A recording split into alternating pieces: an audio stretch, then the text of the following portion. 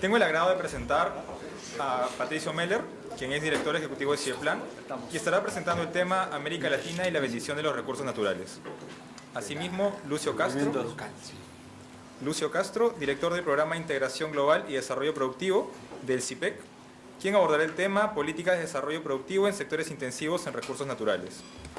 Asimismo, Juan Mauricio Ramírez, subdirector de FEDesarrollo, quien tocará el tema de los retos de la transformación productiva en países intensivos en recursos naturales. Y también a Magali Silva, viceministra de MIPE e Industria del Ministerio de la Producción, quien ha tenido un pequeño inconveniente y estará llegando en breves instantes. Dejo la palabra a Patricio Meller, quien es ingeniero civil de la Universidad de Chile, magíster en Ingeniería de la Universidad de Berkeley, PhD y magíster en Economía también de la Universidad de California, Berkeley. Fue director de Codelco y presidió el Consejo de Asesor Presidencial de Equidad durante el gobierno de Michelle Bachelet. Patricio, por favor, adelante. Sobre el tema de recursos naturales y África, una especie de partnership con distintas africanas, muy bueno. Estamos de desarrollo, se planifica.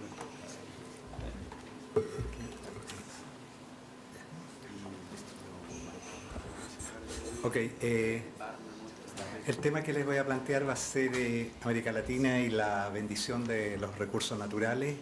Voy a empezar con una corta motivación, después voy a dar algunas cifras sobre qué es lo que ha implicado el boom de precios de los recursos naturales en América Latina.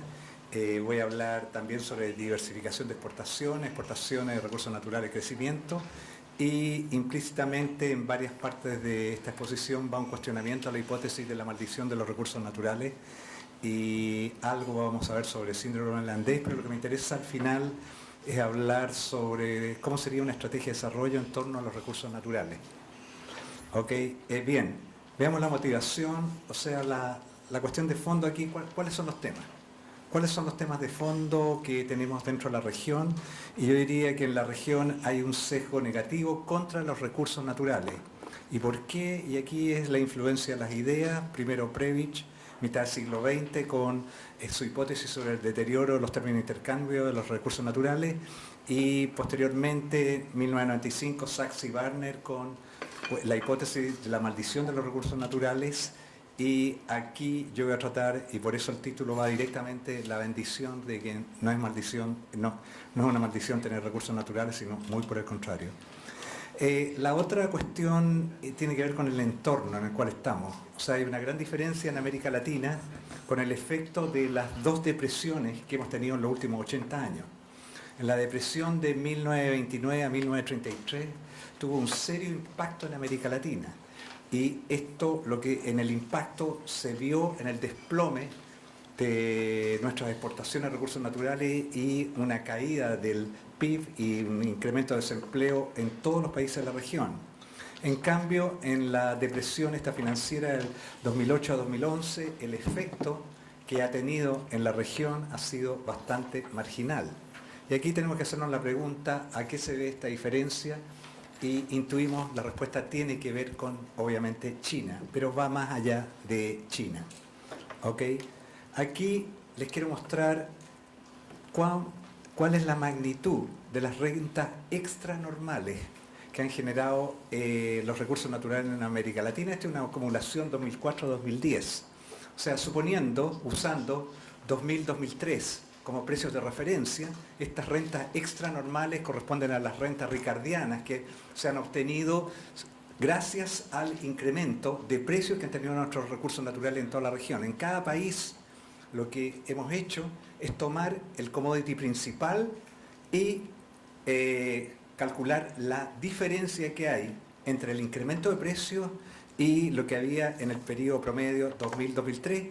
Un cálculo similar está publicado en Banco Mundial, hace un cálculo similar a este. Los montos que ellos obtienen son bastante mayores. Y aquí la pregunta que uno se hace, ¿son estas cifras grandes, chicas o qué? Y aquí voy a usar un benchmark, una cuestión comparativa, que es la siguiente. Es la comparación de estas rentas extranormales que mostré antes con el plan Marshall de reconstrucción de Europa después de la Segunda Guerra Mundial, 1949-1952, en dólares constantes desde 2006, Y esto, aquí hay un estudio OECD que permite hacer esta comparación y ustedes pueden ver, varios países latinoamericanos han tenido su propio plan Marshall a nivel de país en cuanto a monto, equivalente a todos los recursos que se utilizaron para la reconstrucción de toda Europa. ¿Ok? O sea, estamos hablando no de magnitudes chicas, sino de magnitudes bastante importantes. ¿Ok? Y ahí ustedes ven el plan Marshall está sobre, ¿cómo se llama? La raya, en la línea roja que estamos mostrando ahí, y Venezuela, México, Chile y Brasil están muy por encima de esto con el monto de recursos que recibieron gracias a estas rentas extranormales. ¿Ok? Entonces, ¿qué es lo que tenemos con este boom de precios de los recursos naturales? O sea, lo que estamos viendo por las cifras, no es maldición tener rentas. Las rentas son buenas. O sea, no es maldición tener recursos naturales, las rentas son buenas. El problema de fondo es cómo se usan estas rentas. Y eso es lo que ha sido distinto a través de la región. Y los efectos positivos tienen que ver con una alza sustancial de rentas extranormales, una acumulación de reservas internacionales y acumulación en algunos países que han establecido los fondos soberanos, efectos muy positivos sobre la recaudación fiscal y, lo voy a mostrar después, un efecto sobre la tasa de crecimiento de América Latina que está asociada a este boom de los recursos, del precio de los recursos naturales. Las implicancias aquí, una implicancia posible sería que América Latina no haga nada y que siga esperando que siga cayendo esta maná del cielo producto del boom de precios de los recursos naturales. O sea, cuando existen estas rentas de esta magnitud, esto implicaría que no es necesaria la innovación tecnológica, pues se puede importar toda la tecnología. Entonces, ¿para qué nos vamos a preocupar de innovar si tenemos los recursos? Importemos la tecnología y así podemos estar en la frontera de la innovación tecnológica. Pero la pregunta de fondo aquí, en esta década en la cual hemos tenido este maná que nos ha caído del cielo, es cuánto ha aumentado la productividad de la mano de obra en América Latina en este periodo de tiempo. Y cuánto ha aumentado la capacidad de innovación tecnológica en la región. O sea, mi percepción es que nos hemos despilfarrado este maná que ha caído del cielo en no lograr convertirlo en incremento de productividad e incremento de capacidad de innovación tecnológica. Ahora, para hacer esto, yo creo que se requiere una visión de largo plazo para debatir en cada país cómo se usan los excedentes generados por el boom. Y no está habiendo este tipo de discusión de largo plazo en varios de los países y vimos en algunos de los paneles anteriores cómo ni siquiera hay claridad con respecto a la matriz energética que debiera haber en el país para despejar algunas de las cuestiones de si conviene exportar el gas o importar petróleo o al revés. Si comparamos 2003, que es el año antes del boom de precios, con el 2011, vemos que aquí hay un incremento notable de la incidencia de las exportaciones de commodities principales. Estoy solo tomando los commodities principales a nivel de cada país sobre el porcentaje de las exportaciones totales. O sea, cuánto ha aumentado el share, la participación de las exportaciones de commodities en la canasta exportadora latinoamericana del 2003 al 2011, y ahí ustedes tienen un abanico de países que hay un patrón en el cual se ve este tipo de incremento. Ahora bien, esto trae inmediatamente una pregunta que se planteó en el primer panel. ¿Cómo puede América Latina diversificar exportaciones? Es una pregunta de fondo, es una pregunta que nos preocupa desde hace un buen montón de tiempo. Y los datos que mostré recién muestran que hay alta concentración de las exportaciones latinoamericanas en recursos naturales. Hay que diversificar. Hay que diversificarse productivamente y hay que diversificar nuestra canasta exportadora porque esto está asociado con incrementos de crecimiento. ¿Okay? Los indicadores de medición de concentración de la canasta exportadora, el indicador tradicional que se usa es este indicador de Hirschman-Herfindahl y, en mi opinión, y lo vimos en el primer panel de la mañana, no es útil para entrar a abordar la pregunta de diversificación de exportaciones. ¿Okay? La propuesta es de que para medir la diversificación de exportaciones hay que utilizar el número de nuevos productos exportados. Esto es exactamente lo que hizo la presentación que hizo, la excelente presentación de Sebastián Claro, mostrando cómo hacer el análisis de esta diversificación de exportaciones, y también Oscar Malca también aplicaba la misma metodología. ¿Ok? Y aquí les quiero mostrar, miren lo que mide el índice de Herfindahl-Hirschman, mostrando cuál es la concentración de las exportaciones latinoamericanas y asiáticas. ¿Y qué es lo que está mostrando esto en periodo 2000-2011? Y lo que muestra, sí, el índice, las exportaciones latinoamericanas, la canasta exportadora es más concentrada y efectivamente se ha incrementado a través del tiempo. En cambio, en el caso asiático, el nivel de concentración es bastante menor y pareciera irse reduciendo a través del tiempo. Esto es lo que se ve a través de este índice de Herfindahl-Hirschman. Pero si miramos el número de categorías exportadoras relevantes en América Latina, no Asia, o sea, hice el blow up acá, para exportaciones 3 dígitos de Comtrade, categorías en las cuales se exportan más de 100 millones de dólares anuales. O sea, estamos hablando big business. ¿Ok?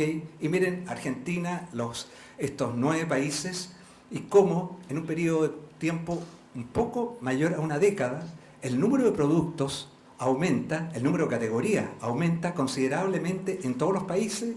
Ustedes pueden ver, Perú aumenta de 14 a 41, casi triplica el número de categorías en las cuales están exportando más de 100 millones de dólares en esta década. O sea, está habiendo diversificación de exportaciones. Y aquí noten lo importante que es el tipo de indicadores que se usa y la distinta percepción que se infiere con los indicadores. En este tipo de medición, usando el índice de Herfindahl-Hirschman, surge y resurge en la región el pesimismo exportador. Ahora estamos exportándole a China. China nos está llevando a especializarnos en recursos naturales y de nuevo vamos a repetir el mismo patrón que vimos en el siglo XX. ¿Ok?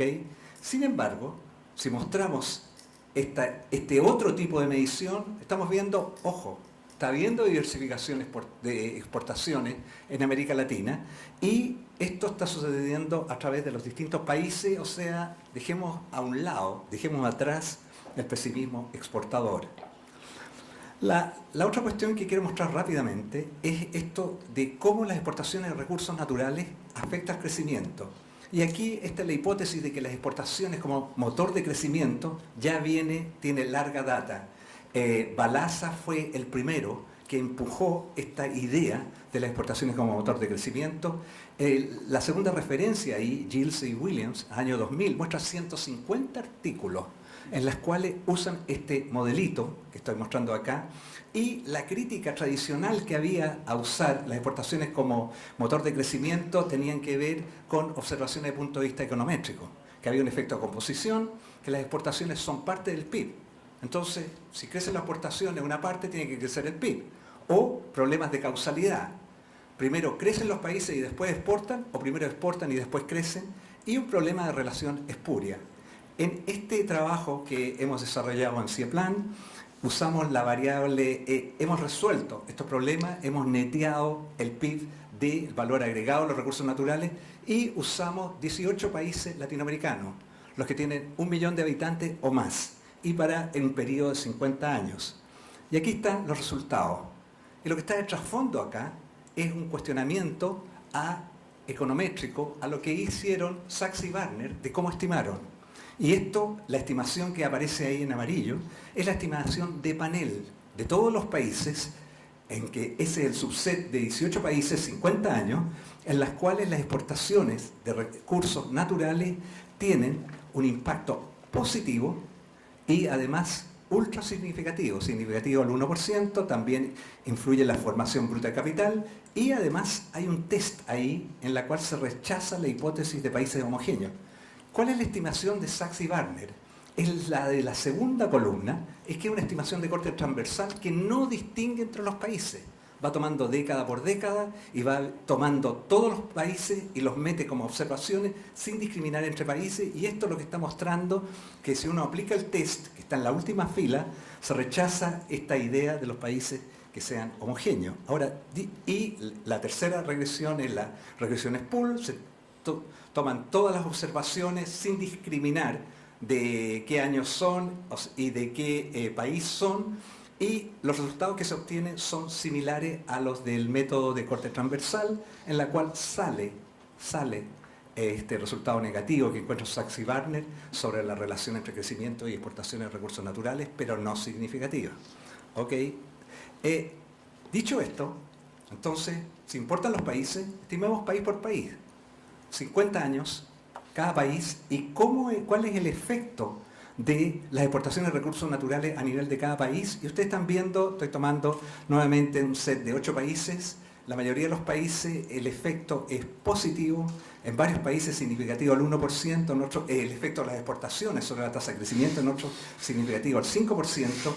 Hay cointegración en la mayoría de los países, salvo Venezuela, o sea, no hay una relación espuria, o sea, en el fondo, lo que aquí se está planteando directamente y lo que interesa plantear es que las exportaciones de recursos naturales tienen un impacto positivo sobre la tasa de crecimiento de país por país, algo que la intuición del hombre común de la calle en América Latina le parece obvio, a los economistas después del paper de Sachs y Barner no nos parecía en absoluto tan obvio. Ok, lo que quiero mostrar a continuación, una breve revisión del deterioro de los términos de intercambio de los recursos naturales. Y aquí yo creo que desde la revolución de la tecnología de información, los precios relativos que hay que considerar son los que parten desde que esta revolución de la tecnología de información se impone. Y todo lo que pasa para atrás son precios relativos irrelevantes. ¿Ok? Entonces, miremos qué es lo que está pasando desde que surge el PC, el Personal Computer, y de ahí en adelante la relación de este computador personal, el notebook, con respecto a los recursos naturales, y eso es lo que está mostrado en este cuadro en forma simplificada, desde el 81 hasta el 2011. La primera columna lo que muestra que en el año 81 se necesitaban 2 toneladas de cobre para comprar, más de 2 toneladas de cobre para comprar un computador, un PC, ¿ok? Y en el año 2011, 1 tonelada de cobre compra 20 PC, 20 notebooks, ¿ok? O sea, esto, y lo mismo pasa para hierro, para café, para petróleo, para soya, para carbón, para carne de vacuno, ¿ok? O sea, una clara indicación de que lo que está pasando no es un deterioro de los términos de intercambio, sino es un deterioro del precio de los computadores, ¿ok? O sea, es al revés, que cada tonelada de nuestros recursos naturales está adquiriendo más productos de la tecnología de información. Esto es una breve pasada para hacer ver de que estamos en una situación, respecto a lo que estamos exportando, gracias a nuestra ventaja comparativa, una situación bastante privilegiada.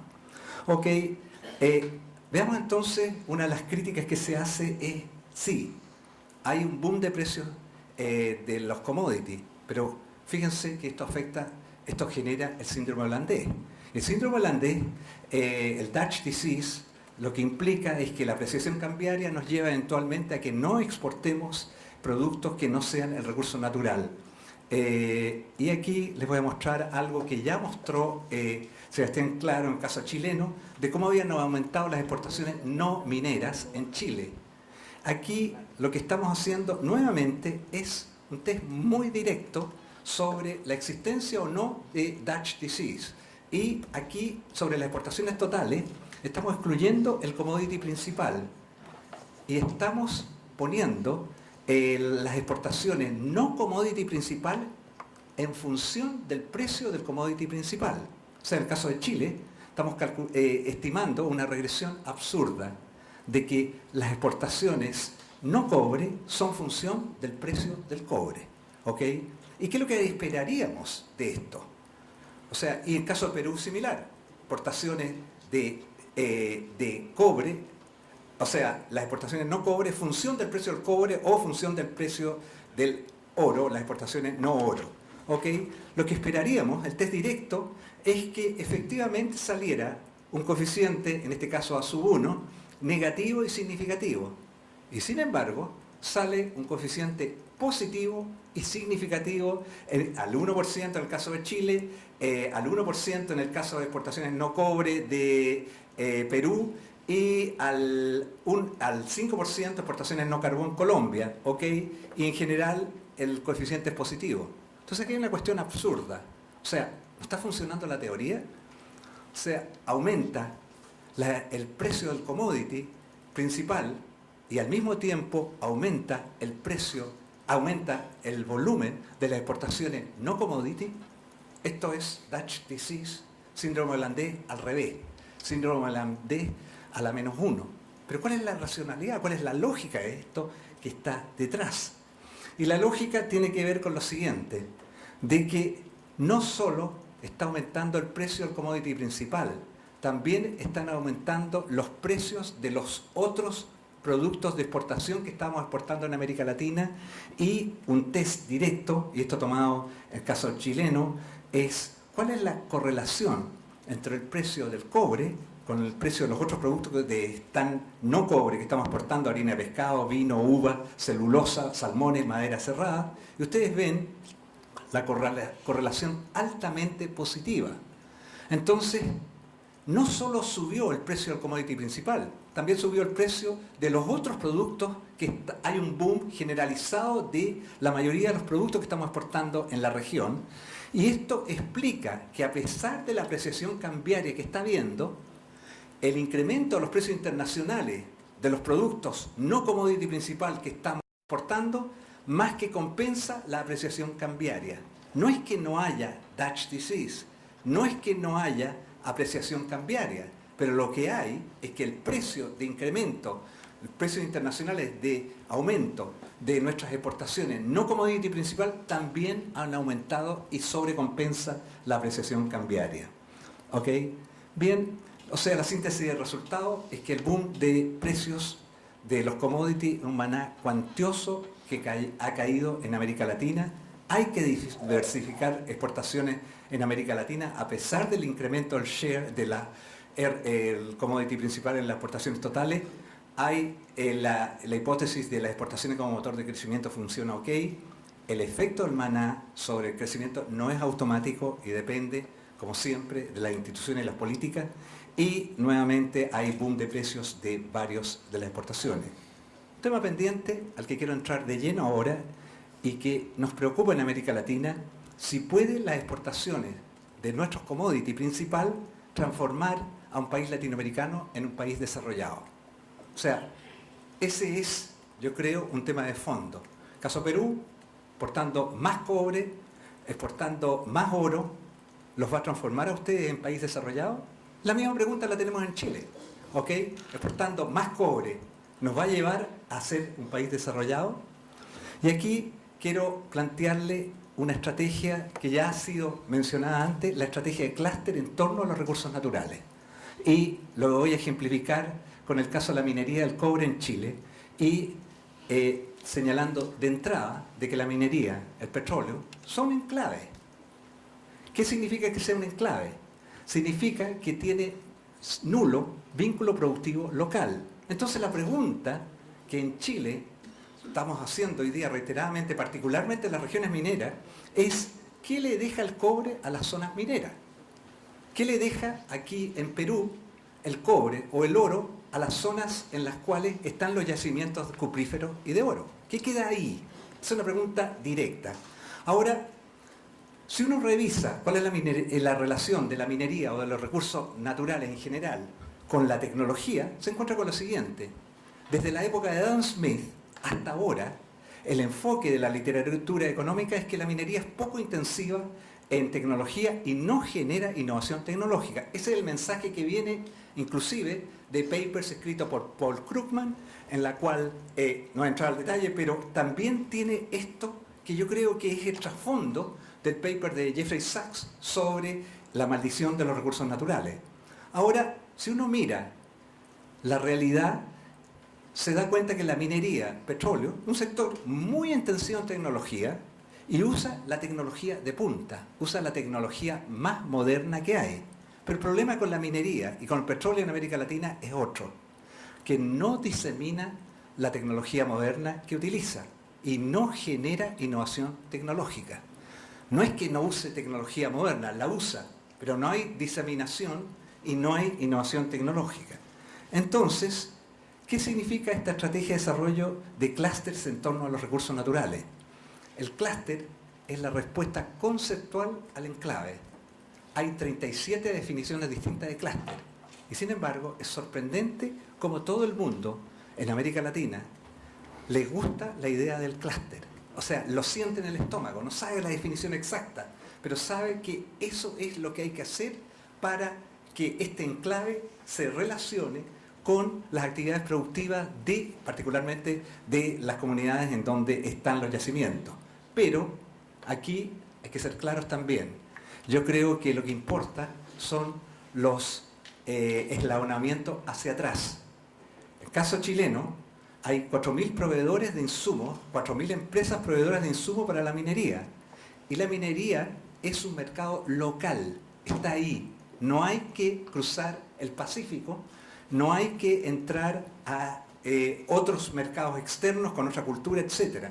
Chile produce el 32% de la producción de cobre mundial, tiene 28% de las reservas de cobre, hay cobre para los próximos 50 años, y hay una paradoja que no voy a entrar ahora, de que mientras más cobre se saca, más cobre queda. ¿Ok? O sea, esto, siendo el cobre un producto agotable, esto es lo que muestra la evidencia empírica.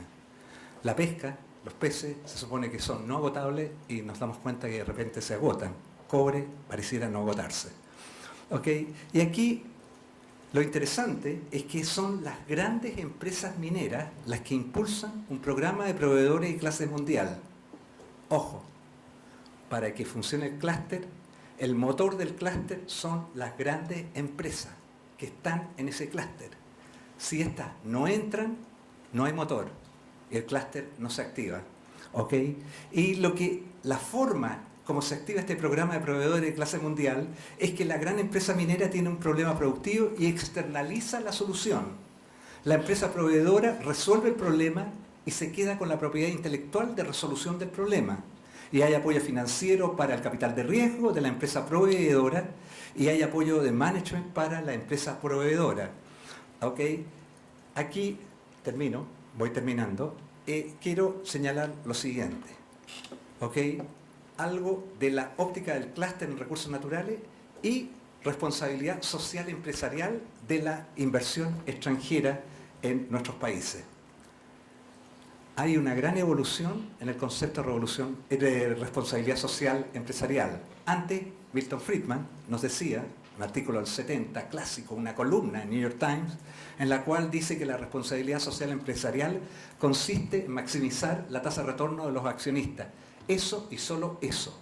Ahora, y esto lo estoy tomando textual, de un presidente ejecutivo de una empresa minera extranjera define la responsabilidad social empresarial de la siguiente forma.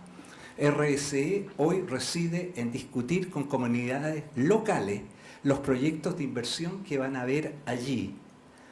Hoy, para iniciar un proyecto de inversión extranjera o un gran proyecto de inversión, no basta con tener todas las aprobaciones legales, ecológicas, gubernamentales. Si la comunidad local se opone, el proyecto no se hace.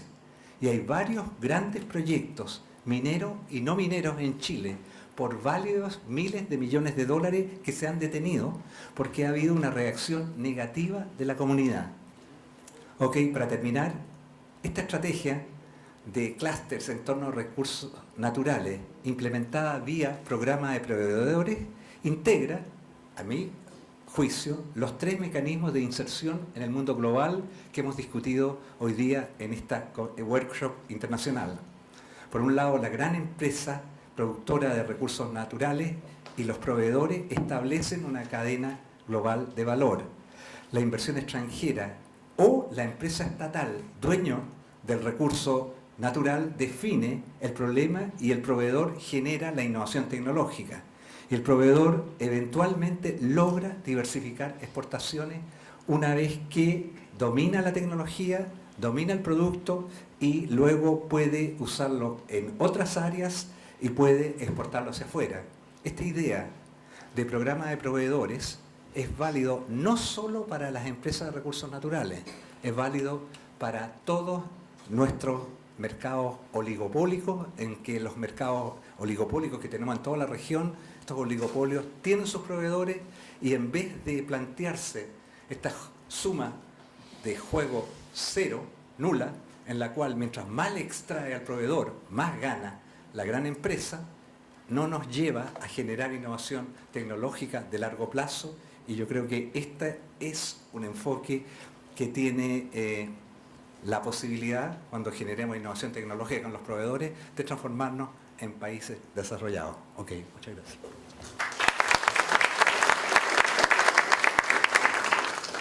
Muchas gracias, Patricio. Creo que la gran idea es a partir de cómo transformar sectores o bienes primarios en mayor tecnología, va a ser a partir de los proveedores. Es decir, minería, petróleo, que van a necesitar mangueras, palas extractivas, maquinaria pesada que podrían ser provistas y donde la tecnología, como bien mencionaste al inicio, se va a mantener, ¿no? Y van a generar estos círculos virtuosos de innovación y nueva tecnología. A continuación, Lucio Castro nos va a presentar políticas de desarrollo productivo en sectores intensivos en recursos naturales. ¿Sí? Bueno. Lucio Castro es PhD en Economía por la Universidad de Sussex, Reino Unido, magíster del programa en Políticas Públicas de la Universidad de Columbia. Ha trabajado en la función pública y en organismos internacionales como el Banco Mundial y el Banco Interamericano de Desarrollo. Es autor de numerosas publicaciones y expositor frecuente en seminarios y conferencias sobre economía internacional. Lucio, adelante, por favor. Bueno, buenas tardes. Mi presentación va a estar muy vinculada a la de Patricio Meyer. En realidad elabora sobre ideas que venimos trabajando con CIPLAN hace ya varios años, vinculado con lo que ocurrió en América Latina en la última década. Perdonen el sesgo, lo voy a mirar por supuesto más del lado de Sudamérica y en particular del caso de la Argentina y de Brasil. Básicamente voy a estructurar la charla en la siguiente estructura. Voy a hablar un poco de lo que ha pasado en términos de recursos naturales, especialización en la región en la última década, y voy a mostrar ciertas diferencias de América Latina con países similares en términos de abundancia de recursos naturales, países que son desarrollados, como decía Pato, pero que son parecidos en términos de tener también mucha abundancia en estos recursos naturales mineros, agricultura, como en esta región. Bueno, entonces salimos un poco de lo que yo llamo la década primarizada. Uno cuando observa este gráfico, lo que muestra el valor agregado del sector industrial manufacturero con respecto al Producto Bruto Interno, en una serie de países, básicamente los 7 grandes países de América Latina en términos del tamaño de la población y del Producto Bruto, que ustedes pueden ver en la línea verde, lo que se observa es que hay un peso sostenido en los últimos 20 años de la industria manufacturera en la economía. El caso de la Argentina es un caso bastante particular. En términos corrientes se observa que hay un aumento, por lo menos a partir del 2002, pero está muy vinculado con la devaluación que tuvo la Argentina, gran devaluación, más de 50% en términos reales a partir del 2002 con la salida del régimen de convertibilidad. El otro elemento interesante de este gráfico es que esta tendencia a desindustrializarse de alguna manera, al perder peso relativo a la manufactura en el Producto Bruto Interno, ocurre también en países que se desarrollaron. El caso de Australia, el caso de Canadá, e incluso es más dramático el caso latinoamericano. ¿Okay? Otro indicador de esta primarización, de esta última década, es cuando vemos la participación de las exportaciones. Hoy vimos esto en otras presentaciones, pero se observa también esta caída en la participación relativa del sector industrial manufacturero tradicional en la canasta exportadora total. Nuevamente, cuando vemos países desarrollados, el caso de Australia, Canadá, se observa que esta tendencia también ocurre en estos países, no es algo solamente latinoamericano. La Argentina aparece un poco aparte, pero tiene que ver con cuestiones idiosincráticas más de la Argentina. Bueno, la otra cuestión es, bueno, aparentemente América Latina está siguiendo un sendero similar a países que también son abundantes en recursos naturales, pero son desarrollados. Aumenta la participación de los recursos naturales, tanto en el producto como en las exportaciones, y cae, por lo tanto, la participación relativa del sector industrial tradicional. Bueno, lo que vemos es que hay variedades de primarización. Es decir, este